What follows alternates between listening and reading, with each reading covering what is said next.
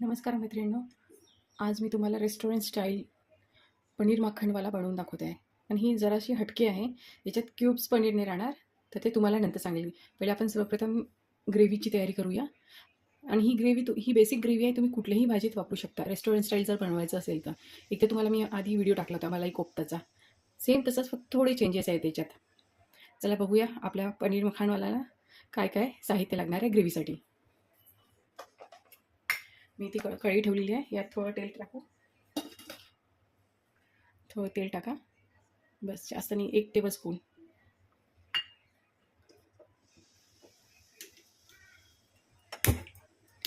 आणि यात मी हे 2 मोठे कांदे घेतलेले आहेत, काही लसणाच्या पाकळ्या, काही अद्रक, 10-12 काजू आणि मगज बी.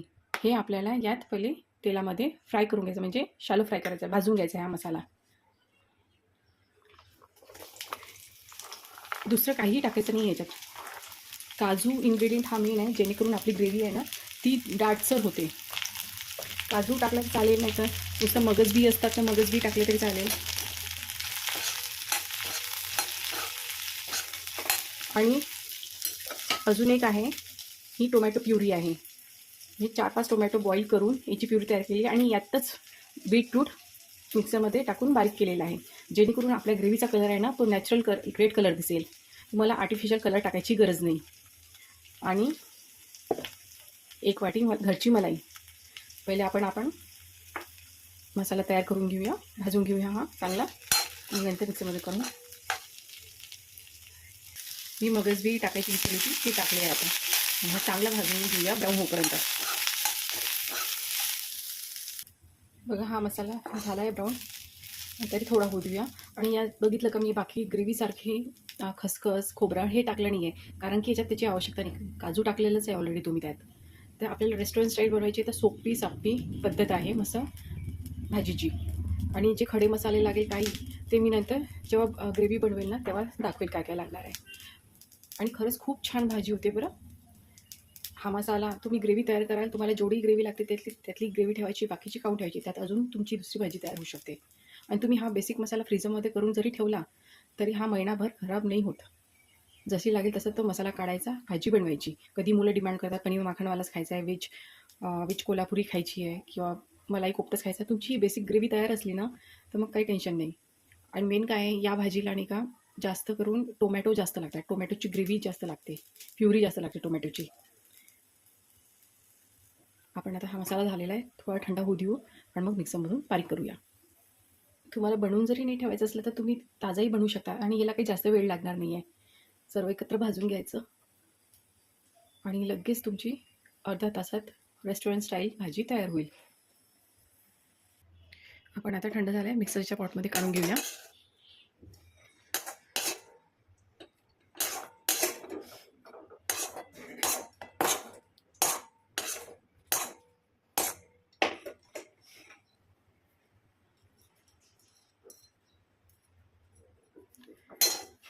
यात काही मी आईस क्यूब टाकते, जेणेकरून आपले हा जो मसाला बारीक करून त्याचा कलर तसाच राहील, म्हणजे जास्त भुरका पण नाही येणार, असा पांढरा मसाला राहील, म्हणजे जसा पाहिजे तसा आपल्याला. आता आईस क्यूब टाकून बारीक करूया आपण. बघा झाली आहे पेस्ट, अशी पेस्ट पाहिजे आपल्याला, फाईन पेस्ट. चला मग आता करूया आपण ग्रेव्ही. पॅन आपला ज्या कढईत मसाला केला होता मी त्याच कढईत ग्रेव्ही बनवते. यात आपण तेल टाकूया.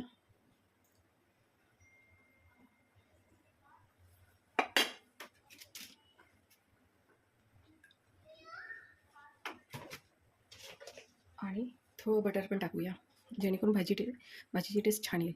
नंतर तर बटर पडेल अजून त्याच्यात, म्हणून तर पनीर माखणवाला म्हटलं आहे की फुल ऑफ बटर असते.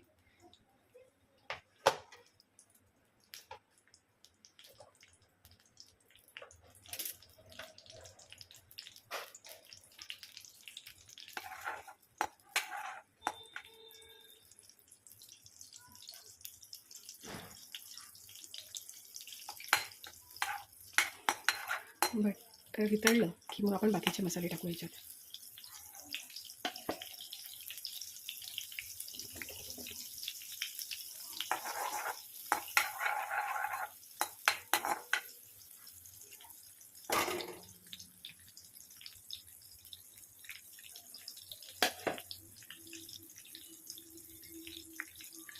मग ह्याच्यात काय काय खडा मसाला टाकणार, 1 चक्रफूल, तमालपत्र 1, दालचिनीचे तुकडे 4 ते 5 विलायची, हिरवी विलायची छोटी, आणि काळी मिरी 4.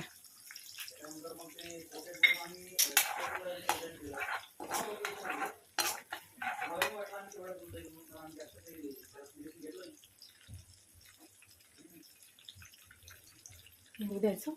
हे झालं की आता आपण याच्यात हा बारीक केलेला मसाला टाकूया.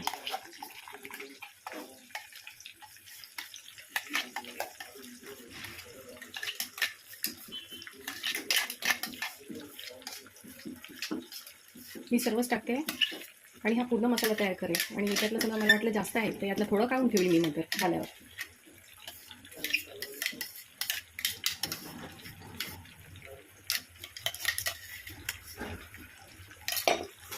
मला बॅकग्राऊंडमध्ये थोडा आवाज येईल, थोडा डिस्टर्बन्स होईल, कारण की हा माझा जो आहे व्हिडिओ हा नॅचरल व्हॉईसमध्येच आहे.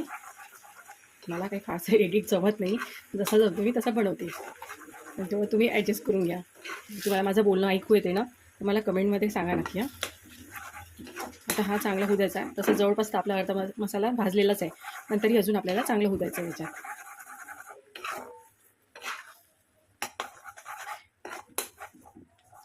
याच्यात जिरं मोहरी टाकायचं नाही आहे. वाटलंच थोडं हिंग टाकलं तर चालेल तुम्ही.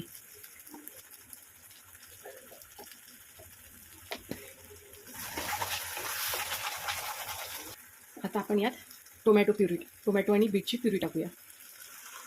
बघा कलर नॅचरल कलर दिसतोय ना.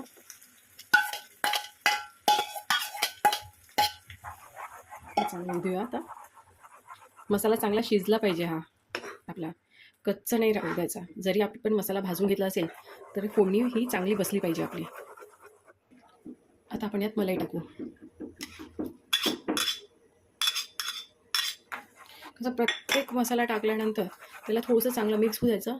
मग वेगवेगळे स्टेप्समध्ये मसाले टाकायचे. म्हणजे मस्त जसं आधी तो कांदा लसणाचा काजूचा मसाला थोडा होऊ दिला, मग नंतर टोमॅटो प्युरी ती थोडी होऊ दिली मसाल्यात, म्हणजे चांगलं मिक्स होते. आता ही मलाई टाकली आहे, ह्याला पण चांगलं होऊ द्यायचं. आणि आपल्याला आता तिखट मीठ टाकायचं आहे, ते पण सांगते. हे चांगलं झालं थोडं तर मग त्याच्यात आपण तिखट वगैरे टाकूया. आपल्याला हा मसाला व्हायला वेळ लागते, पण लागू द्या वेळ. जर तुम्हाला परफेक्ट रेस्टॉरंट स्टाईल भाजी पाहिजे तर तिथे पेशन्स असणं गरजेचं आहे. आता तर तुम्हाला कलर असा दिसतोय सॉरी. जेव्हा आपण तिखट मीठ वगैरे टाकू तेव्हा याचा कलर चेंज होईल. वाटल्यास तुम्ही अजून थोडं बीट खिसून टाकायचं याच्यात. आता आपण याच्यात बाकीचे मसाले टाकूया. धनिया पावडर, हळद नाही टाकायची हां, हळदनं कलर पिवळा येतो म्हणून हळद नाही. लाल तिखट, आपल्याला जर भाजीचा कलर ग्रेव्हीचा कलर लालसर पाहिजे ना तर हळद नाही टाका. मीठ चवीपुरतं. मीठ कमी जास्त नाही, कमी झालं तर चालेल, नंतर घेता येते मीठ. आता हा मसाला चांगला तेल सुटेपर्यंत होऊ द्यायचा आहे. आणि मी नाही का याच्यात नाही का थोडं बीट पण खिसून टाकेल अजून, जेणेकरून याचा कलर अजून लालसर येईल. आता हा चांगला म्हणजे तेल सुटलं पाहिजे याला. म्हणजे तेल सुटलं म्हणजे तुमचा मसाला चांगला तयार झालेला आहे. होऊ देऊ आता याला. थोडा गरम मसाला पण टाकू याच्यात.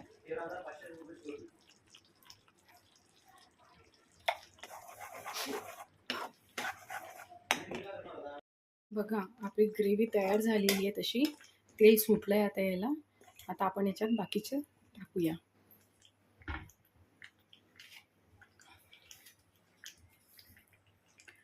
अर्धा चम्मच साखर,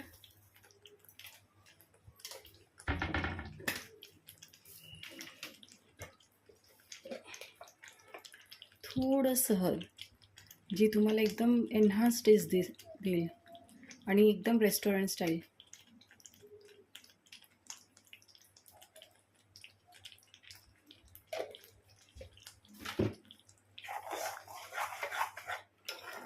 बघा कलर कसा आलेला आहे. आम्ही याच्यात बीटच टाकलं आहे बरं, दुसरं कुठलंही फूड फ्लेवर टाकलेला नाही. जसं जसं आपला मसाला होत जाईल ना तसा तसा त्याचा कलर चेंज होईल. आता परत हे थोडंसं होऊ देऊया आणि मग थोडं पाणी टाकू याच्यात. बघा भरपूर मसाला तयार झालेला आहे. मला इतका लागणार नाही तर मी यातला थोडा काढून ठेवते. जेवढा मला लागेल मी तेवढा ठेवते. कारण की यात पाणीसुद्धा पडेल, थोडं, जास्त नाही, थोडं. आता आपण यात पाणी टाकूया.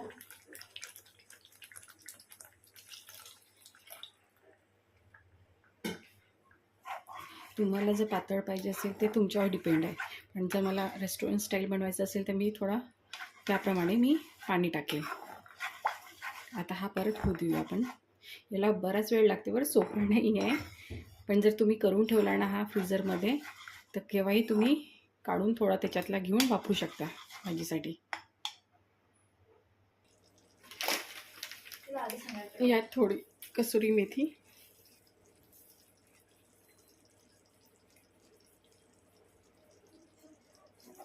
मसाला तयार झालेला आहे आपला. पण मी काय करते, नेहमी एका बाउलमध्ये काढून मी दाखवते आता तुम्हाला समोर कसं करायचं आहे. तर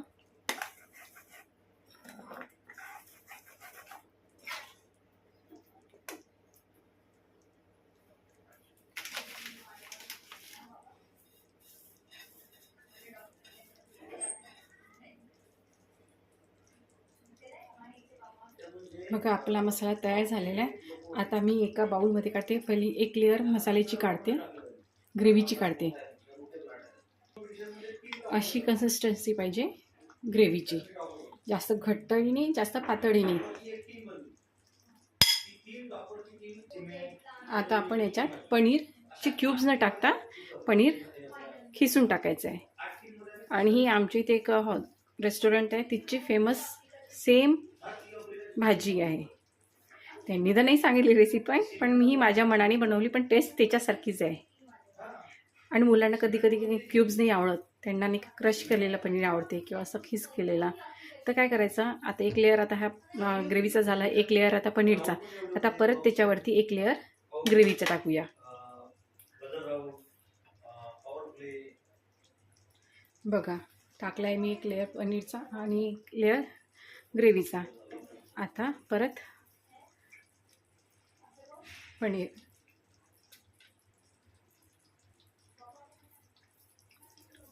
हे असं ही टाकली ना, एकदम तुम्हाला रेस्टॉरंट स्टाईल भाजी भेटेल.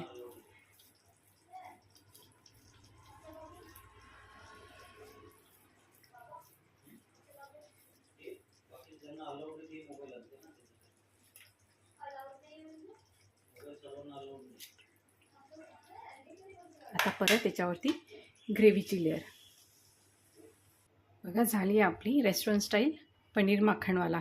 आता माखणवालासाठी ॲड तर अजून आपल्याला माखण ॲड करावं लागेल, तर थोडी कोथिंबीरने गार्निश करते आणि यावरती थोडं बटर टाकूया.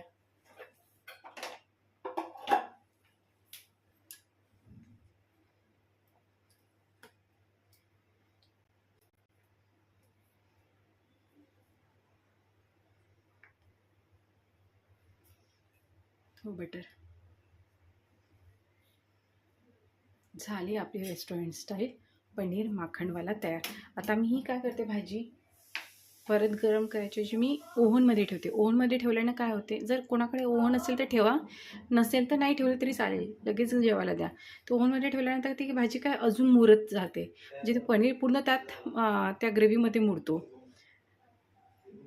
चला मग एन्जॉय करा पनीर माखणवाला, रेस्टॉरंट स्टाईल पनीर माखणवाला विथ कुलचा किंवा नान किंवा बटर रोटी.